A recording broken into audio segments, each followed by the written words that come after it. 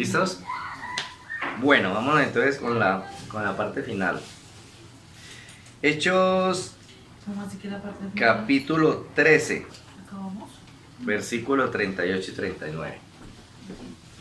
Hechos capítulo 13, 38 y 39. Estamos viendo entonces que al pasar la cruz, el justo por la fe vivirá. Y el justo es Jesús. Jesús. Hechos 13, 38 y 39. Sabed pues esto, varones hermanos, que por medio de él se os anuncia perdón de pecados, y que de todo aquello de que por la ley de Moisés no pudiste ser justificados, en él es justificado todo aquel que cree. Ok, entonces, ¿qué no se puede hacer por la ley? Justifica. Ser justificado. No se puede, imposible. Ok. ¿En quién sí podemos ser justificados? En Jesús. En Jesús. Ahí está diciéndolo. En la ley, en la ley de Moisés, nada se puede justificar. No. Pero en él sí podemos ser. ¿En quién es? ¿Quién es él? Jesús. El justo. En él sí podemos ser justificados. Ah, ok. Primera a los Corintios 15. Verso 14. Y si Cristo no resucitó, vana es entonces nuestra predicación, vana es también vuestra fe. Verso 17. Y si Cristo no resucitó, vuestra fe es vana, aún estáis en vuestros pecados. ¿Por qué es importante la resurrección de Cristo? Si Cristo no resucita, ¿qué pasaría? ¿Serían vanos los pecados? Serían vanos. La muerte. O sea, había sido en vano todo. Seguiríamos en nuestros pecados. Luego, ¿cómo estaríamos en nuestra relación con Dios? Separados. Separados, como al principio. O sea, mire por qué es importante la resurrección. Ya vimos la cruz, ya vimos la sepultura, pero ahora estamos entendiendo por qué la resurrección. Sí. Cuando uno habla del sacrificio de Cristo, lo primero que uno piensa, uno dice, la obra que hizo Cristo por nosotros, uno lo que piensa es en la cruz. Pero vamos a ver que la obra de Cristo es completa. Cruz, sepultura y resurrección. Es un paquete completo. La obra de Cristo es un paquete completo y vamos a entenderlo mejor todavía. Entonces, aquí dice que si Cristo no resucita, seguiríamos en nuestros pecados, luego seguiríamos separados de Dios, luego no tendríamos acceso. Estaríamos. Ok. ¿Para qué murió Jesús entonces? Para el perdón de pecados. Bueno, ¿para qué fue sepultado Jesús? Para sepultar nuestros pecados. Para sepultar nuestros pecados, es correcto. ¿Y para qué resucitó Jesús? Para resucitarnos. Para que seamos justificados en Él. Para que seamos justificados en lo que Él hizo. Pagó y sepultó. Luego Él resucita y dice, no hay nada. Creemos en eso, somos justificados. Para ser justificados en Él. Primera a los Corintios 15, versículo 3 al 8. Porque primeramente os he enseñado lo que asimismo recibí, que Cristo murió por nuestros pecados conforme a las Escrituras, y que fue sepultado y que resucitó al tercer día conforme a las Escrituras, y que apareció a Cefas y después a los 12. Después apareció a más de 500 hermanos a la vez, de los cuales muchos viven aún y otros ya duermen. Después apareció a Jacobo, después a todos los apóstoles, y el último de todos, como a un abortivo, me apareció a mí. Ok, ¿a quién se le presentó Jesús? A Pablo, a todos. 500 a todos. No. Dice que al uno, que al otro, luego que a más de 500 hermanos y que por último se le apareció a él. Ok. ¿Por qué se presentó vivo? Después de resucitar. Después de resucitar, 40 días después estuvo apareciendo y ¿qué hubo, man? Y compartiendo. ¿Por qué se levantó a mostrarse que estaba vivo, que había resucitado? Para que la gente creyera con más. Pues como se queda conforme a las Testimonio. Escrituras. Testimonio para que la gente creyera. Ok.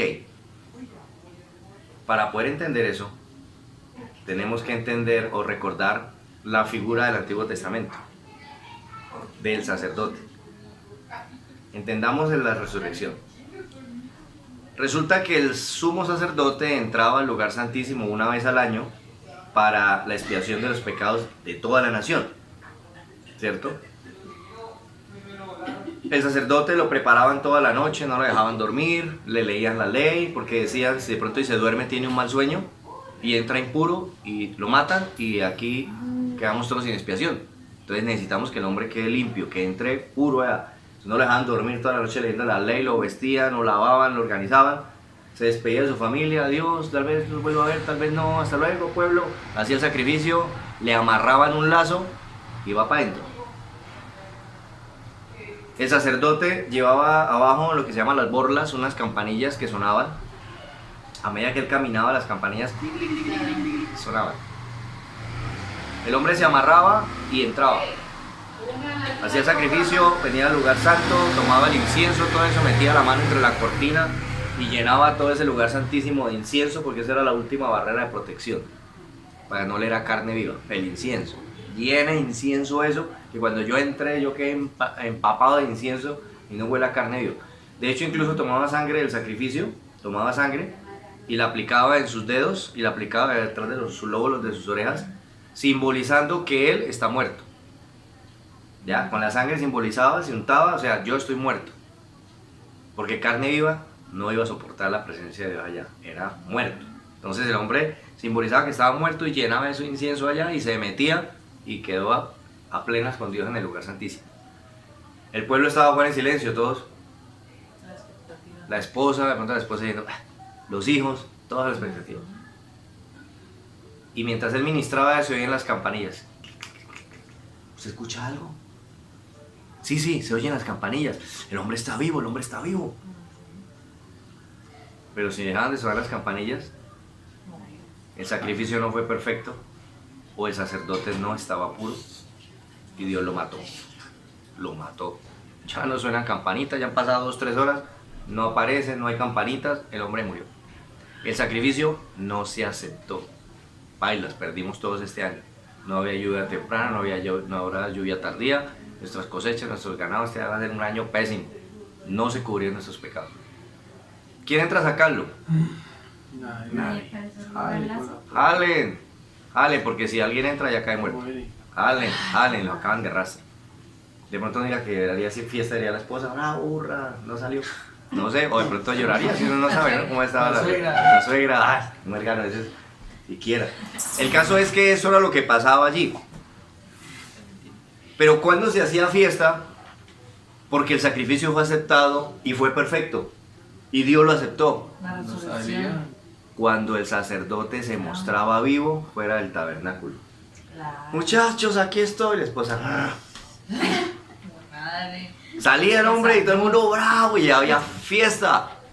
Este año habrá lluvia temprana, tardía, las cosechas serán abundantes, los ganados habrá bendición, porque nuestros pecados fueron cubiertos, el sacrificio fue perfecto y Dios lo aceptó. ¿Hacían uno para todos? Era un cordero, en ese año, un cordero para todos. Ahora, ¿por qué Cristo tiene que resucitar y mostrarse vivo? ¿Por qué no solamente muere y lo sepultan y ya? ¿Por qué tiene que resucitar y mostrarse vivo? Para que dar como el testimonio de que sí fue aceptado el sacrificio. Entonces resulta que cuando Él va a la cruz es el Cordero de Dios. Cuando Él resucita es el sumo sacerdote de nuestra fe. El sumo sacerdote, ¿qué hace ahora? Como leímos, tiene que ir al santuario celestial, presentar la sangre del Cordero, y si el Padre aceptó el sacrificio, el sacerdote se muestra vivo. Claro. Luego ahora él tiene que presentar la sangre, fue aceptada, el sacrificio perfecto, el Cordero que era él fue perfecto, y ahora entonces se levanta como sumo sacerdote y dice, aquí estoy, Dios aceptó el sacrificio, no hay pecados, no los cubrí, los quité, ya no hay pecado, no hay separación. Por eso es que la resurrección sí o sí forma parte de toda la obra de Cristo y es necesaria, porque la única manera de que ellos pudieran ver y entender que el sacrificio de la cruz sí fue acepto por el Padre y sí fuimos limpios de nuestros pecados, porque dice que si no resucitó, van en nuestra fe, en nuestros pecados todavía estamos Claro. separados, pero no, sí fue aceptado. Luego sí podemos ser limpios. Luego sí podemos unirnos a Dios otra vez. El sacrificio fue perfecto. ¿Cómo lo sabemos? Porque el sacerdote entró al lugar santísimo y vino y se mostró con vida. Por eso se apareció a más de 500 hermanos y por eso se apareció a los discípulos y se apareció a Pablo. Ok, entonces, eso demuestra que el Padre aceptó el sacrificio del Hijo, que el Padre aceptó el sacrificio de Cristo. Ahora viene una pregunta. ¿Puedo yo aceptar a Cristo? ¿Puedo yo aceptar a Cristo? Recibirlo, aceptarlo, no, recibirlo. O sea que si yo acepto a Cristo, ¿en cuál silla estoy sentado? La del Padre. En la del Padre. Yo no puedo aceptar a Cristo. Ven, acepta a Cristo como Señor y Salvador. No, porque quien aceptaba o no el sacrificio era Dios, el Padre. Y el Padre fue el que aceptó el sacrificio de la cruz. El sacerdote se mostró vivo. Luego el sacrificio fue acepto por el Padre. Entonces, ¿yo puedo aceptar a Cristo? No. Porque el que tenía que aceptarlo o rechazarlo era el Padre. Y lo aceptó. Entonces, ¿yo qué sí puedo hacer? Recibirlo. Recibirlo, invitarlo a mi corazón, recibirlo, invitarlo a mi corazón. Pero aceptar a Cristo no, porque es que a mí no me compete aceptar el sacrificio. Quien tenía que aceptarlo era el Padre. ¿Ya? Entonces, bueno, no nos vamos a perder por eso, es cuestión de terminología. Pero es bueno cuando Yo no tenemos la Cuando terminología. hacen la Sí, oración de fe dice, ¿aceptas a...? Ahí no pasa nada, ¿sí lo acepta? por eso le digo, Por eso. es cuestión de terminología. Lo que queremos decirle es que reciba a Cristo. entiende. Dios entiende Ya, que el hombre arrepintió. Ya. Pero la cuestión es que deberíamos entonces usar la terminología bien. Claro. ¿Ya? O sea, con lo correcto. Y resulta que el quien aceptaba los sacrificios o los rechazaba era el Padre.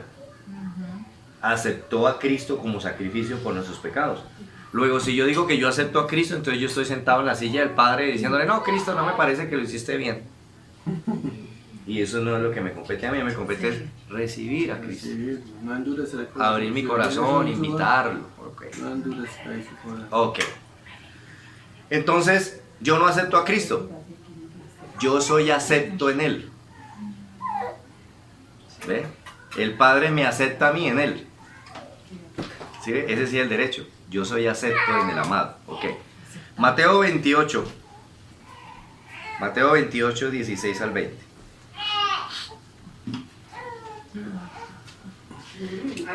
Mateo, ¿qué pasó? 28, 16 al 20. Pero los 11 discípulos se fueron a Galilea, al monte donde Jesús les había ordenado. Y cuando le vieron, le adoraron, pero algunos dudaban. Y Jesús se acercó y les habló diciendo, toda potestad me es dada en el cielo y en la tierra. Por tanto, id y haced discípulos a todas las naciones, bautizándolos en el nombre del Padre, y del Hijo, y del Espíritu Santo, enseñándoles que guarden todas las cosas que os he mandado, y aquí yo estoy con vosotros todos los días hasta el fin del mundo. Amén. Ok. ¿Qué les dijo el Señor allí? Porque allá se va a despedir de los discípulos. ¿Cuál es esa charla que tienen allí? Primero les dice, id y haced discípulos. Nosotros entendemos, o sea, lo que nosotros hemos entendido es ir y hacer oraciones de fe. No, le hice la oración de fe al vecino. Ya. ¿Verdad? Sí. Ya. Pero aquí no dice que haga oraciones de fe. Dice que haga discípulos. ¿Y quién es un discípulo? Es alguien a quien se le ha dedicado tiempo enseñándole y formándolo al punto que él ya puede formar a otro. Ese es un discípulo. ¿Qué fue lo que nos mandaron a hacer? Discípulos. Nosotros le hacemos la breve, nos damos la mano. Ya le hice la oración de fe, repite después de mí y repitió.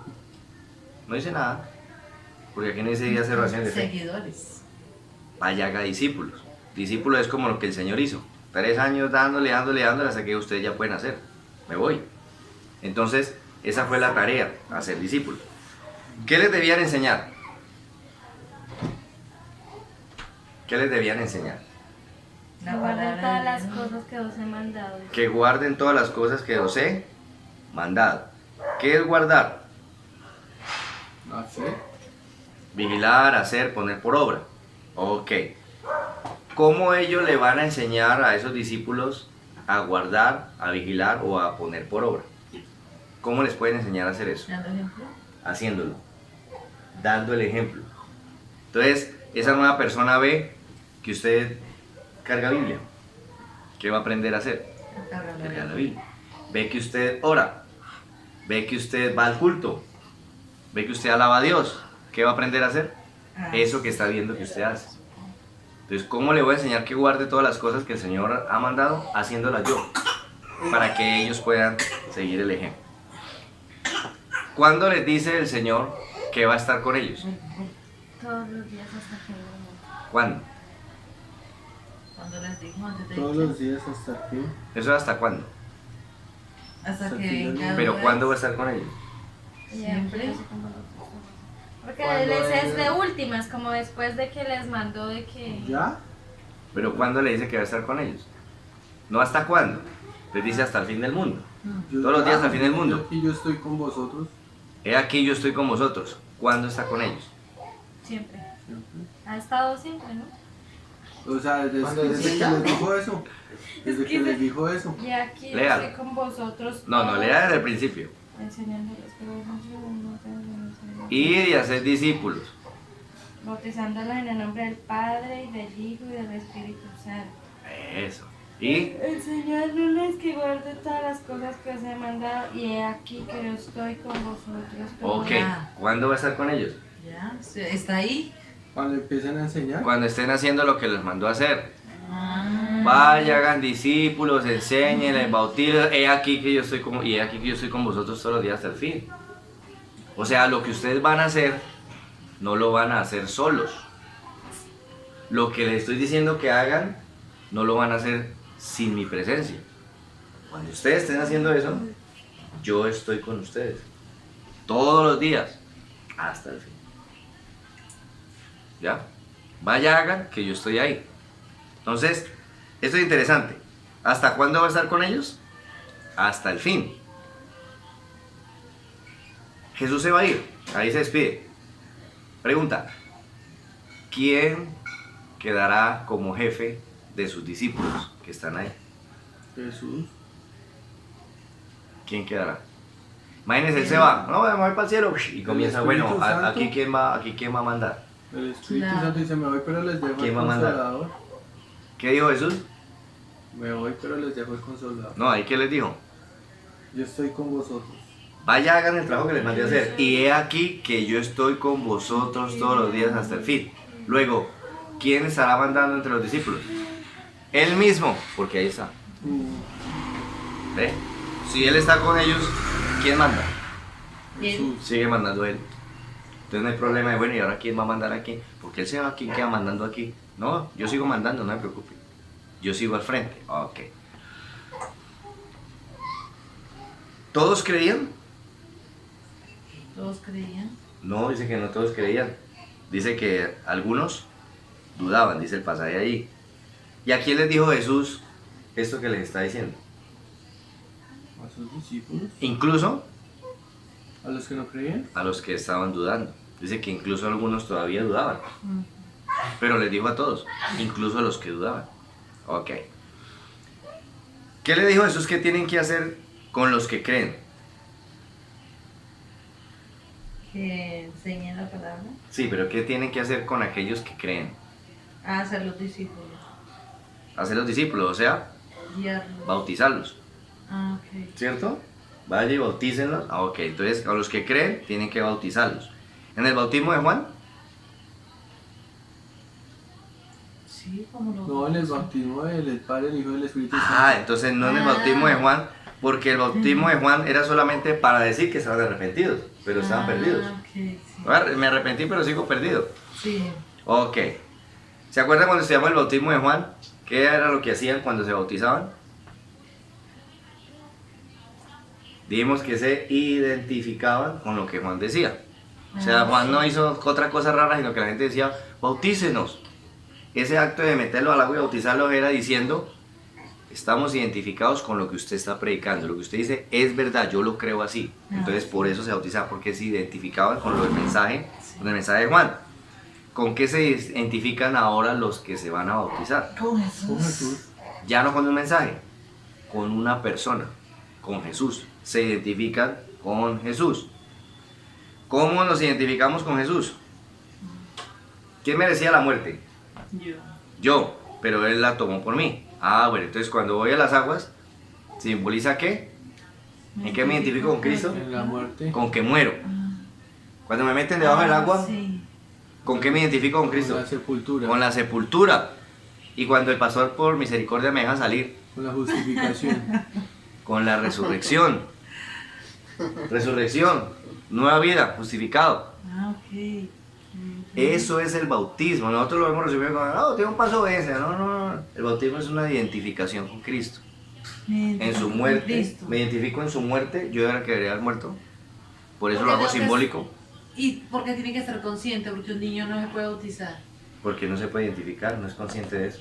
No está consciente. No es se consciente. puede Esto es identificar. de conciencia. De hecho, ¿cuántos creyentes o cuántas personas van a la iglesia y coleccionan años y algunos hasta coleccionan 4 cartillas de discipulado, pero nunca bautizan? Venga, usted ya había hecho como 5 discipulados. Me hicieron un discipulado allí, allí, aquí, acá. Ah, bueno. ¿Y ya se bautizó? No. Porque todavía no se identifica con Cristo. ¿Se está bautizando? ¿Cómo se debe identificar? Eso también es otro asunto, porque hay dos parejas que no se bautizan porque no son casados. Ese es un problema. Tienen que arreglar el problema para poderse bautizar. ¿Cierto? Obvio. Porque nada sirve que casen. A uno me llegan casos haciendo, me dicen, pastor, esto es que pues nosotros vivimos en unión libre, llevamos ya 10 años, 15 años, tenemos familia, no nos hemos casado, pero pastor, queremos hacer el curso de bautismo. Claro, vamos a hacer el curso de bautismo. Ay, qué bueno, pastor, ¿y nos bautiza? No, yo les hago el curso, pero no los bautizo. Claro. ¿Por qué, pastor? ¿Pecaría? ¿Serían pecado otra vez? Porque si usted me garantiza que yo voy y lo bautizo y se va a dormir a una pieza aparte de por vida y ella también, hasta que no se casen, yo los bautizo. Claro. Pero si yo los bautizo, o sea que ustedes están justificados delante del Señor y luego van a dormir juntos a fornicar, y casarlos de una vez. sería primero casarlos, Ah, pero- sería primero casarlos y luego bautizarlos. Porque muy probablemente si primero los bautizamos, no hay casa. El derecho sería, primero arreglen su problema de unión libre y ahora que ya están correctos delante de Dios, vamos a bautizarlos. Ese sería el derecho. Entonces, me identifico con Cristo porque Él tomó mi lugar. Me identifico en la muerte, en la sepultura y en la resurrección. ¿Ok? ¿Qué mostramos cuando nos bautizamos? Que yo creo y estoy convencido que la muerte y la sepultura eran para mí. Yo merecía eso. Y que si Cristo resucitó, yo también voy a resucitar. Creo que yo voy a ser levantado también. Ok.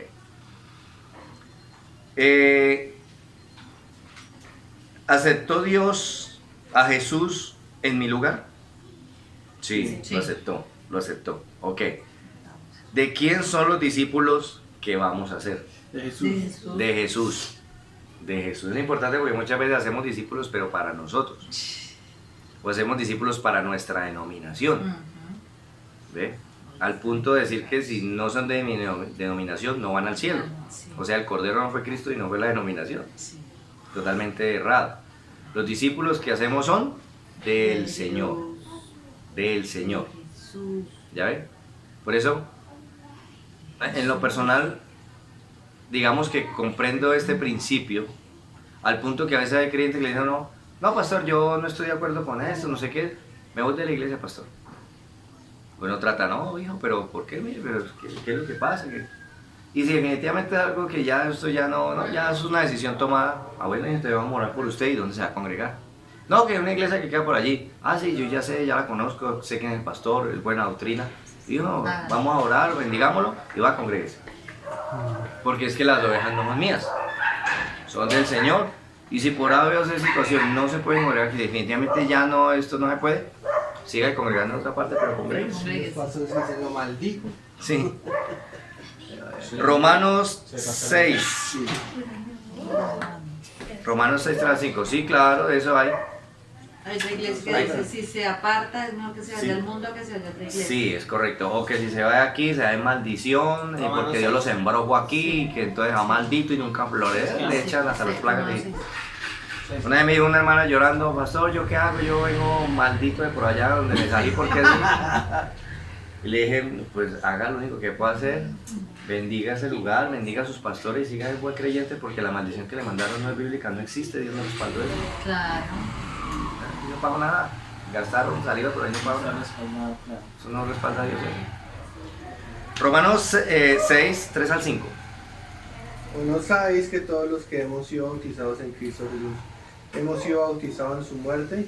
Porque somos sepultados juntamente con Él para muerte por el bautismo, a fin de que como Cristo resucitó de los muertos por la gloria del Padre, así también nosotros andemos en vida nueva. Porque si fuimos plantados juntamente con Él en la semejanza de su muerte, así también lo seremos en la de su resurrección. Ok, entonces, ¿cómo quedamos los que hemos reconocido el sacrificio de Cristo y hemos entrado a través del sacrificio, hemos entrado al reposo de Dios y ahora somos llamados justos en Él, nos bautizamos? ¿Cómo somos ahora? ¿O cómo quedamos? ¿Quedamos separados? No, a través de Él quedamos unidos al Padre otra vez. Y como dice allí, si nosotros fuimos en el bautismo simbolizados en la sepultura, también lo seremos en su resurrección. Luego también un día nos levantaremos como Él se levantó de los muertos. ¿Ok? Si una persona no se bautiza, ¿no puede ser salva? No, No, porque el requisito para ser salvo es creer en el sacrificio de Cristo. El resultado de creer es bautizarse. Pero hay personas que por X o Y circunstancia no pueden nunca bautizarse. ¿Ya? No, imagínate, se convirtió ayer y murió hoy. O está en un lecho de enfermedad y a los 2 o 3 días o la semana se murió y no lo pudimos llevar a la pileta, no se bautizó. Eso no es requisito para ser salvo. Era creer en Cristo. Sino que como ahí dice que creyera y fuera bautizado Será salvo. Mas el que no creyere será condenado. ¿Quién va a ser condenado? El que no cree. O sea, ¿quién es el condenado? ¿Qué pasa el condenado? El que no crea. El que no cree, no el que no se bautiza. Ajá. ¿Ok? Sí, sí, sí. ¿Cómo estoy entonces ahora si creo en el sacrificio que Cristo hizo por mí? ¿Cómo? Sí. Al principio estábamos como la hojita, Separados. separados. Y ahora que creo en el Cordero y entro en el sacrificio, ¿cómo quedé? Unión. Unido. Unido. Maravilloso. Hemos llegado al final de este maravilloso estudio, conociendo. Se acabó la ¿Se clase. acabó? No, ¿en serio? No, ¿Aprendimos? No. No, con Apocalipsis. Vea, ¿qué dice ahí? Fin. Unión. Fin. Se acabó. Acuérdense que dijimos que empezamos en Génesis 1:1 y terminábamos con la muerte, sepultura y resurrección de Sí, Cristo. sí, sí. Entonces, mira lo interesante, para poder entender qué fue lo que Cristo hizo, tuvimos que venir desde Génesis mirando qué se vino haciendo en todo el transcurso. Sí, ¿Por qué claro. el cordero? ¿Por qué el sacrificio? ¿Por qué la sangre? Luego, ¿por qué la ley? ¿Por qué separados? Y ahora entonces en el sacrificio perfecto de Cristo, ¿cómo pudimos estar unidos? Hemos conocido entonces la obra de Cristo. ¿Qué podemos hacer? Disfrutarla. Disfrutarla, eso es lo que nos queda a nosotros hacer. Disfrutar de lo que Él ya hizo. Y hacer discípulos. Y ahora hacer la tarea que es hacer discípulos. Bueno, vamos a orar entonces y le damos gracias a Dios.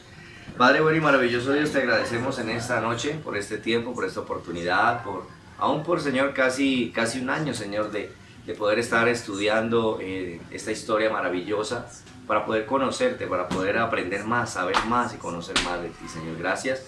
Gracias por lo que nos has enseñado, por las verdades que has podido colocar en nuestro corazón, Señor. Gracias por enseñarnos tu palabra, Dios. Te pedimos que ahora nos ayudes a caminar conforme a lo que hemos creído, Señor. Que nos ayudes a vivir conforme a aquellos que no nos quedamos solamente en el frente de la cruz, sino que hemos pasado y hemos entrado al reposo que tú preparaste, Señor, para cada uno de nosotros. Muchas gracias, Dios, por el resultado de la salvación en nuestra vida. Yo te pido que nos sigas ayudando y edificando y hacer ejemplos y hacer testimonio para los demás, Señor. Gracias por mis hermanos que han abierto la puerta de su casa para traer esta enseñanza. Gracias por mis hermanos que han podido asistir en cada reunión. Te pido que les bendigas y que sigas haciendo una obra en cada uno de nosotros. Muchas gracias, Padre bueno.